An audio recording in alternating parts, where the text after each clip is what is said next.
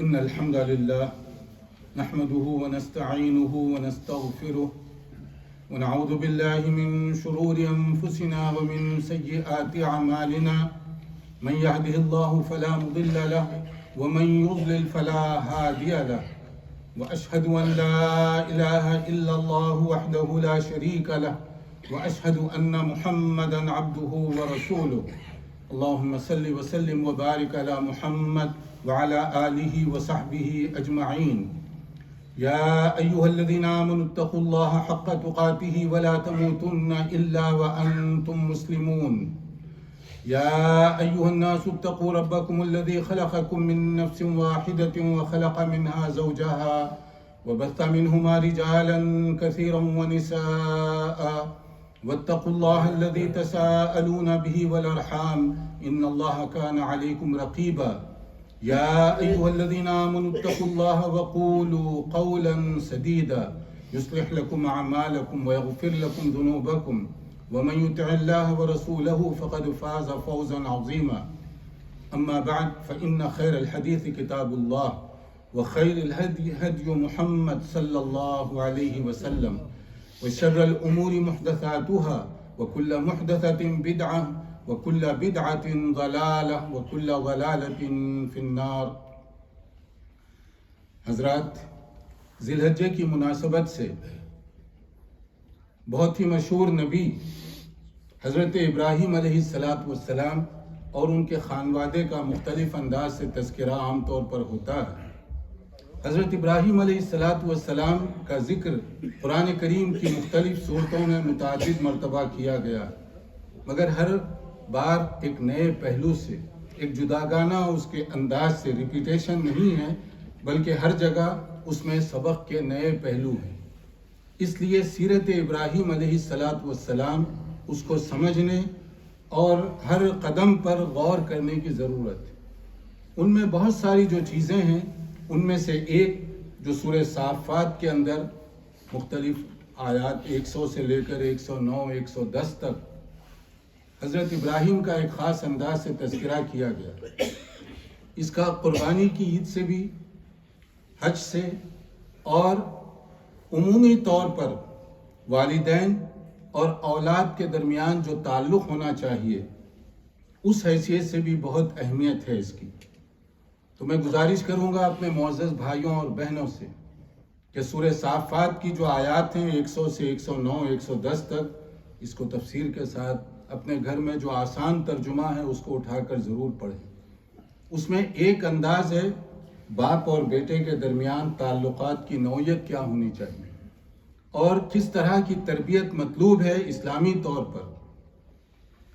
حضرت ابراہیم علیہ السلام جب اپنے بیٹے اور ان کی والدہ کو وہاں چھوڑ کر، جس کو قرآن کریم میں وادی غیر ذی زرع کہا گیا، جہاں رہنے کے کوئی بظاہر امکانات دکھائی نہیں دیتے تھے، وہاں چھوڑ کر وہ وہاں سے روانہ ہوا.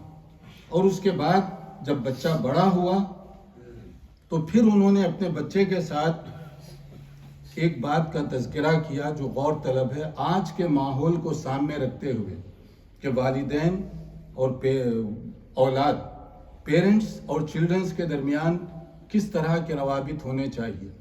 فَلَمَّا بَلَغَ مَعَهُ السَّعْيَ قَالَ يَا بُنَيَّ إِنِّي أَرَىٰ فِي الْمَنَامِ أَنِّي أَذْبَحُكَ فَانظُرْ مَاذَا تَرَىٰ.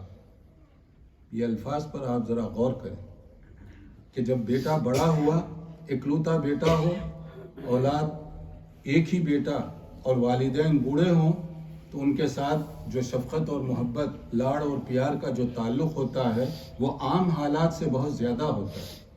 جب بچہ چلنے پھرنے بولنے کے قابل ہو جائے تو ماں باپ کو اس سے بڑی توقعات، آرزویں وابستہ ہو جاتی.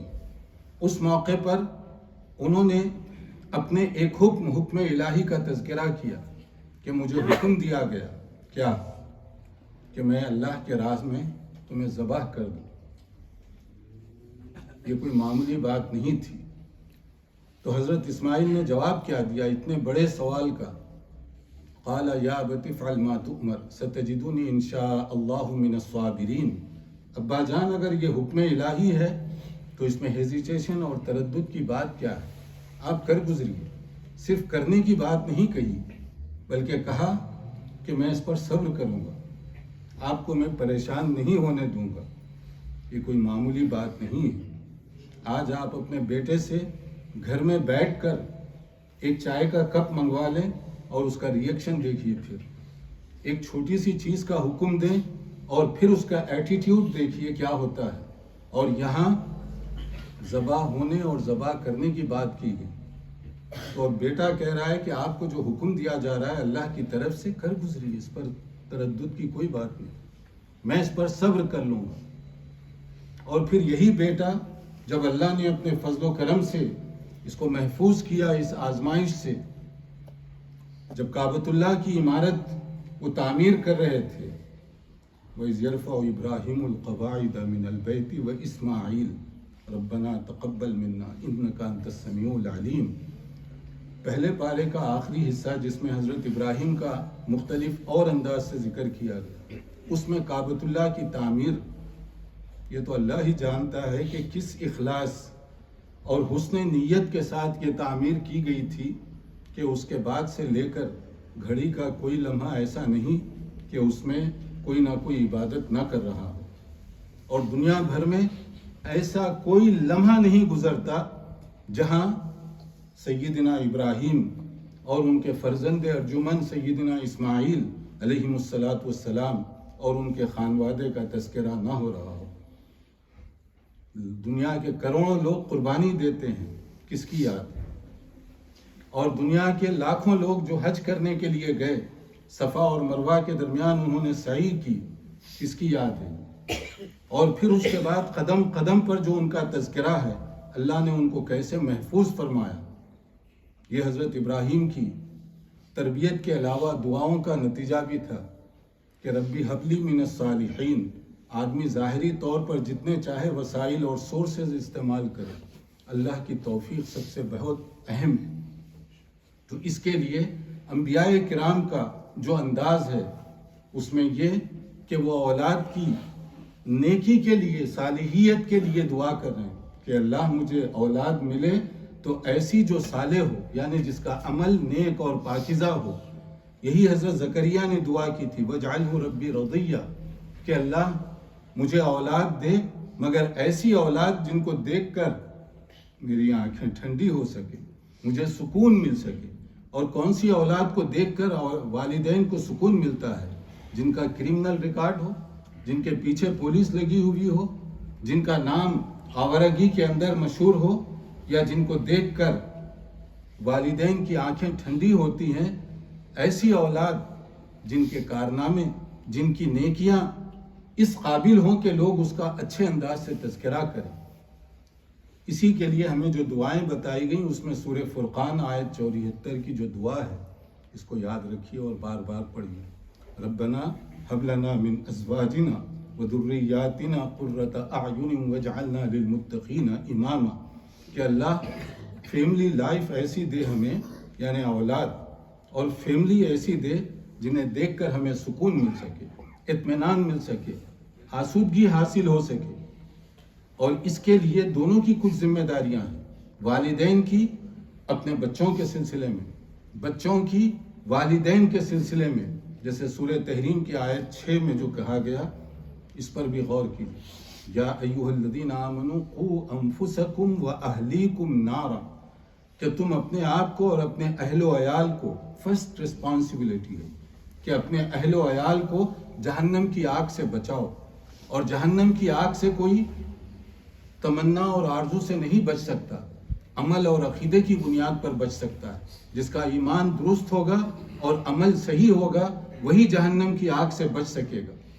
اور اس کے لیے ہمیں محنت اور کوشش کی ضرورت ہے، جس کو انویسٹمنٹ کہا جاتا ہے۔ آج کل انویسٹمنٹ ایک اصطلاح ہے، تو یہ انویسٹمنٹ ہے کہ آپ کی اولاد، اس کے سلسلے میں آپ اپنا وقت لگائیے، مال لگائیے، اپنی صلاحیتیں لگائیے تاکہ وہ نیک اور صالح بن سکے۔ یہ انویسٹمنٹ ہے اولاد کے سلسلے میں والدین کا۔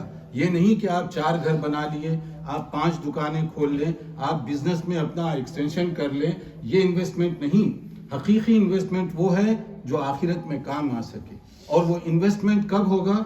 وہ جب ہم اولاد کے سلسلے میں صحیح توجہ دیں، اور اس کا فائدہ کیا ہوگا؟ جیسے صحیح مسلم میں کہا گیا، جب آدمی کا انتقال ہو جائے دنیا سے اس کا نام اعمال بند کر دیا جاتا ہے، مگر کچھ ایسے کام بھی ہیں جو مرنے کے بعد بھی کام آئیں گے۔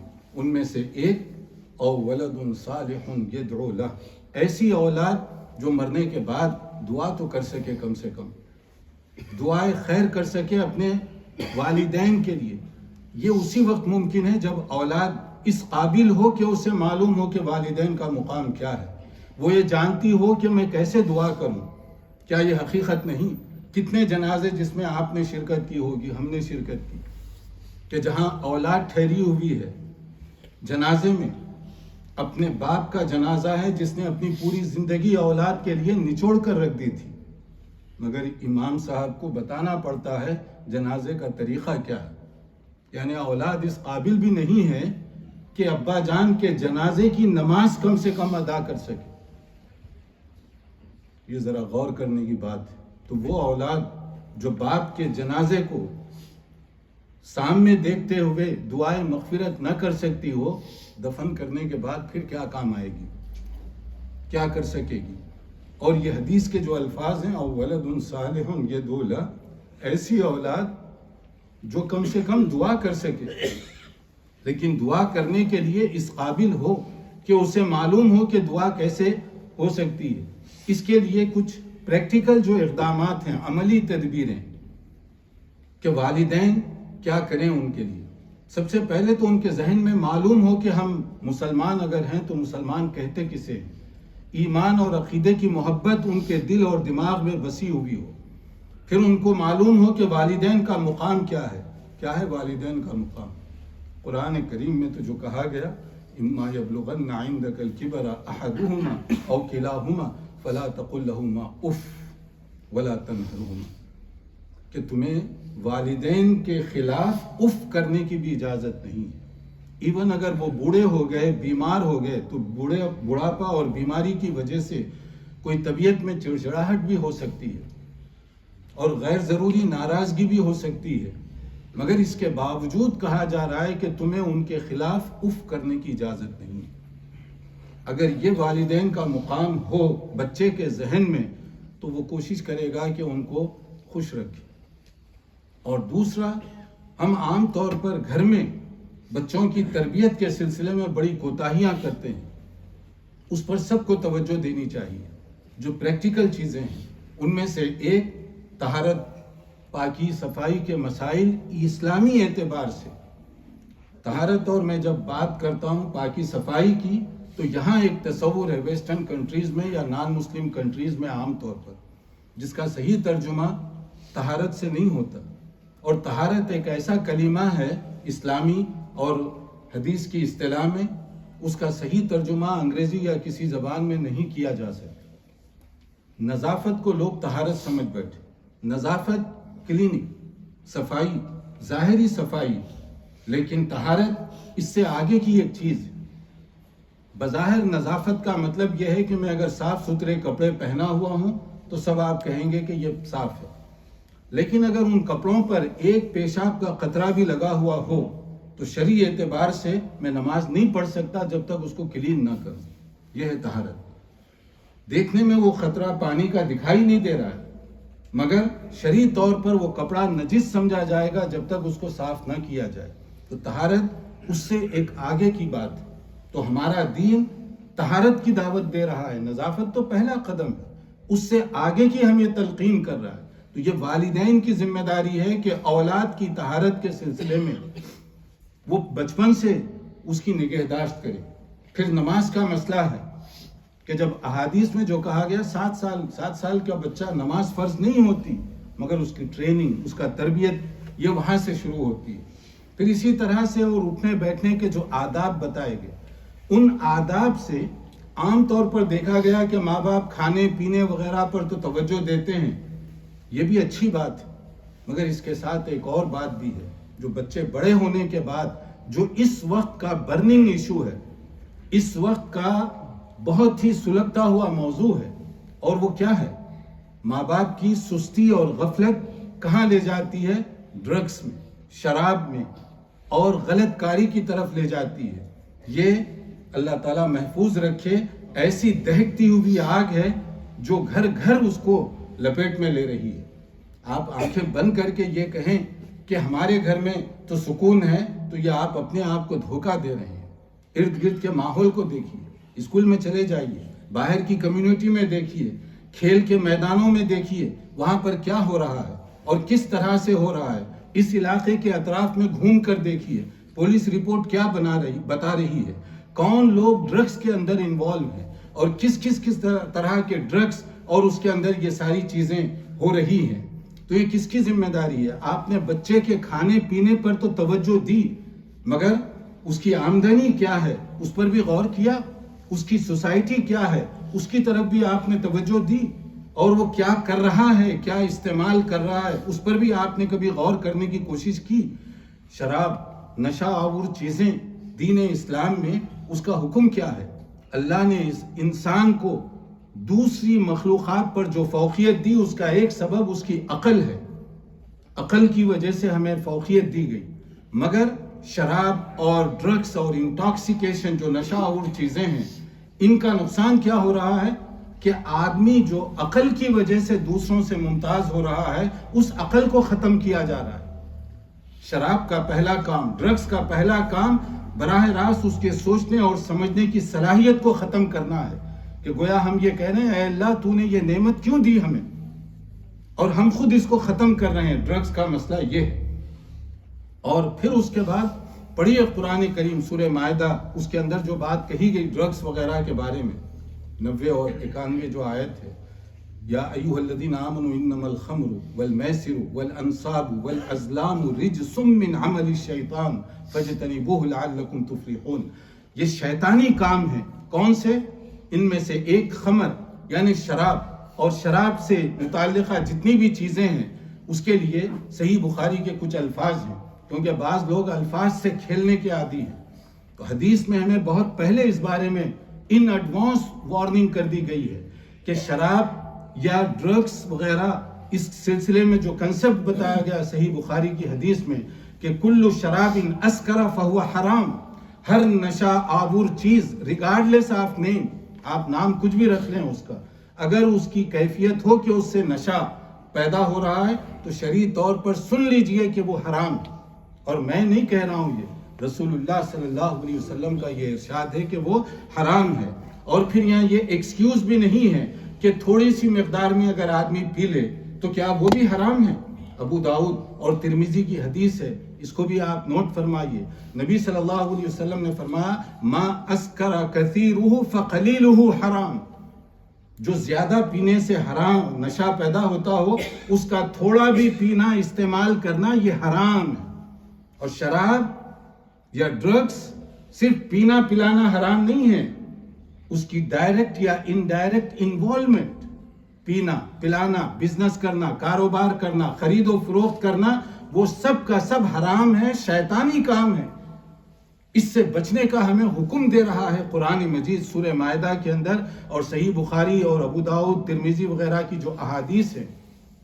اور ایک اور بات بھی نبی صلی اللہ علیہ وسلم نے جو فرمائی، صحیح بخاری کے الفاظ، یأتی علی الناس زمان لا یبالی المرء ما اخذ من حرام من حلال، ایک دور ایسا آئے گا جس میں آدمی یہ بادر نہیں کرے گا کہ میں کہاں سے لے رہا ہوں، حرام ہے، حلال ہے، جائز ہے، ناجائز ہے، مجھے پیسے زیادہ لینا چاہیے، چاہے وہ حرام ہی کیوں نہ ہو، غلط ہی کیوں نہ ہو۔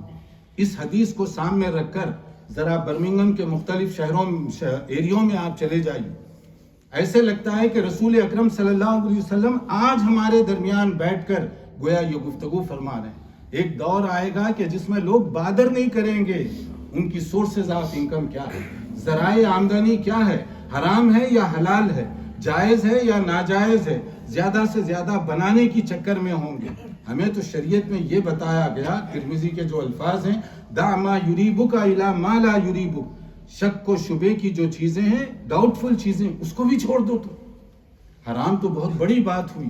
یہاں پر چلے جائیے، آج کل شیشہ ایک عجیب و غریب قسم کی آفت پڑی ہوئی ہے، گھر سے لڑکیاں جا کر وہاں بیٹھ رہی ہیں، مختلف قسم کے اس کے اندر تمباکو اور مختلف چیزیں نشہ چیزیں ڈالی جاتی ہیں، اور لوگ انٹرٹینمنٹ کے طور پر وہاں لڑکیاں، نوجوان لڑکیاں وہاں بیٹھی ہوئی ہیں، اور کتنے کیفے ہیں وہاں پر جا کر ہمارے نوجوان بیٹھتے ہیں، اور پھر کتنے لوگ ہیں ان کی بچے جو آمدنی گھر کو لا رہے ہیں۔ کیا اس کے لیے کوئی کوالیفیکیشن کی ضرورت ہے کہ آپ کا بچہ کوئی ڈگری نہیں ہے، اس کے پاس کوئی جاب نہیں ہے، اسپورٹ کار وہ چلا رہا ہے؟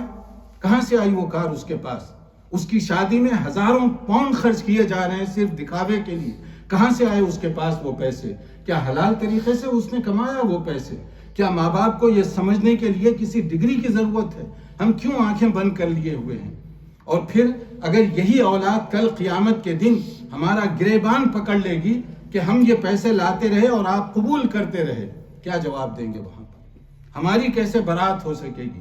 تو یہ دونوں کی ذمہ داریاں ہیں، اولاد کی بھی اور والدین کی بھی، کہ اولاد کو والدین کے مقام کو سمجھنا چاہیے، اور والدین کو بھی چاہیے کہ اولاد کی تربیت اس نقطۂ نظر سے بھی کریں کہ کیا چیز ہمارے لیے جائز ہے، ہمارے باؤنڈریز اور حدود کیا ہیں، کیا کام ہم کر سکتے ہیں اور کیا کام نہیں کر سکتے۔ جب ابراہیم اور اسماعیل علیہ السلام کا ذکر ہم کر رہے ہیں تو یہ صرف قرآنی قصے کے طور پر نہ دیکھیں، اپنے گھروں میں بھی اس کو اپلائی کریں، اپنے ارد گرد کے ماحول کو بھی اس کو دیکھنے کی کوشش کریں۔ اللہ تعالیٰ ہر قسم کے فتنے سے ہم کو محفوظ رکھے، اولاد کی صحیح تربیت کرنے کی اللہ توفیق عطا فرمائے، دنیا اور آخرت اللہ تعالیٰ ہم سب کی بہتر بنائے۔ استغفر اللہ العظیم لی ولکم ولسائر المسلمین من کل ذنب فاستغفروه انہ هو الغفور الرحیم۔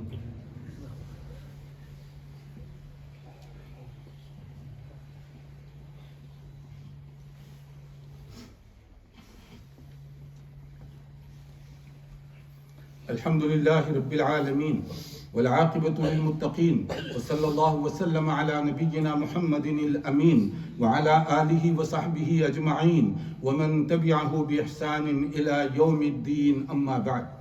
Brothers and sisters, in the month of Zulhijjah especially, we used to mention about the great Prophet Ibrahim alayhi salatu wassalam and his family, their struggles, their challenges in the way of Allah subhanahu wa ta'ala, to please Allah azza wa jal. How many sacrifices and challenges he has accepted this. Allah subhanahu wa ta'ala mentioned his name many times in Quran Majid, but we have to consider this, and we have to analyze, and we have to get lessons from the life of Ibrahim and his family. One of them, the responsibilities and duties between parents and children. When Ibrahim alayhi salatu wasalam mentioned about the great sacrifice to his son Ismail alayhi salatu wasalam, that I have been given order for what? To slaughter in the way of Allah subhanahu wa ta'ala. And he was happy to accept this challenge. And he said that, "Oh my father, if this is from Allah, then don't hesitate. Do it. Whatever you have been given by Allah Azza wa Jal." This was his answer. So we have to stop here to check ourselves, our children. You are at home, and if you are saying such a little thing to your son or daughter, then you can see the response and the reaction from your own children at your own home, because they don't know the status given by Allah subhanahu wa ta'ala, the parents, and they don't understand the responsibilities.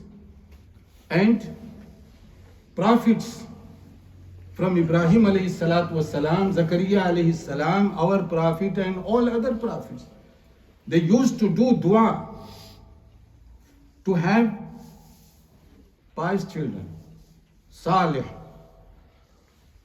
Because of them, we can get tranquility.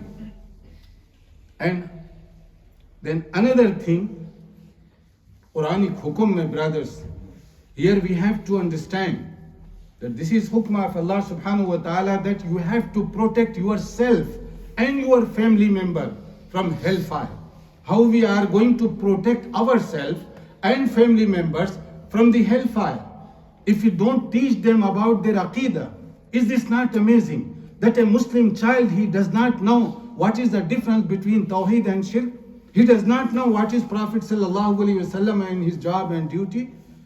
And he does not know even basic things relating to Tahara. And he does not know how he is going to make wudu according to Sunnah of Noble Prophet ﷺ. Who is responsible for this? And then teaching general etiquette, adab, manners, including Tahara. Our Muslim children, they don't know how to do wudu according to Sunnah of Rasulullah sallallahu alaihi wasallam. When they come to masjid, even they don't know how to pray. And similarly, other things. This is parents' responsibility. They have to teach properly.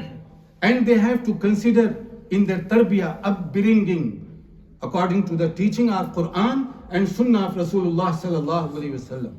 And one of them, we may teach them little things, but we ignore some big things and issues. One of them, drugs. Involvement in drugs. According to the teaching of Quran Majid, intoxication is haram. Not only to drink or use it, but also participation in this, directly or indirectly involvement in these things, will be considered as a haram according to Sharia. So there is no excuse. All intoxication, if you read Surah Ma'idah, verses 90 and 91, that this is act of shaitan. If you want to be successful, then you have to avoid these things. We cannot make any excuse because of that. And look at this, in our area, what is going on. How many Muslim children, as well as boys and girls, male and female, they involve in drugs. The person who understands Quran Majid or ahadith of the Prophet ﷺ, he cannot involve in this. But who is responsible for this? And another problem, many parents, they ignore about sources of income. If your son, he has not job, he has no qualification, but yet he is driving a sport car, from where he is getting these things? Do you need any qualification to understand the background of these things? Parents, they ignore this. How he is spending, that is not important for me. But as long as he is bringing money, that is okay for me. My brothers, if you read Surah Tahrim, verse 6, this is huge responsibility. If we want to protect ourselves from the hellfire, then we have to learn about the importance of Aqidah as well as what is going on around. And in cafes, how many children, boys and girls, in such teenagers, they are going there. And they are spending hours and hours by excuses. So my brothers, this is very, very huge responsibility. When we mention about Ibrahim and Ismail alayhi salatu wassalam, their hard life, challenges, sacrifices, we have to remember our duties and responsibilities as well. May Allah subhanahu wa ta'ala give us tawfiq and ability for understanding teaching of Quran and Sunnah of Rasulullah sallallahu alayhi wasallam. May Allah subhanahu wa ta'ala give us tawfiq for tarbiyah for our children. May Allah protect us all from the evil of shaitan. Inna Allah wa malaikatahu yusalluna ala nabi ya ayyuhalladhina amanu sallu alayhi wa sallimu taslima. Allahumma salli ala Muhammad wa ala ali Muhammad kama sallaita ala Ibrahim wa ala ali Ibrahim innaka Hamidum Majid. Allahumma barik ala Muhammad wa ala ali Muhammad kama barakta ala Ibrahim wa ala ali Ibrahim innaka Hamidum Majid. Allahumma a'izza al-Islam wal Muslimin. Allahumma ansur al-Islam wal Muslimin. Allahumma ahqin dima'ahum wa amwalahum wa a'razahum. اللهم إنا نسألك الهدى والتقى والعفاف والغنى. اللهم إنا نسألك العفو والعافية في الدنيا والآخرة. ربنا لا تزغ قلوبنا بعد إذ هديتنا وهب لنا من لدنك رحمة إنك أنت الوهاب. ربنا آتنا في الدنيا حسنة وفي الآخرة حسنة وقنا عذاب النار سبحان ربك رب العزة عما يصفون وسلام على المرسلين والحمد لله رب العالمين.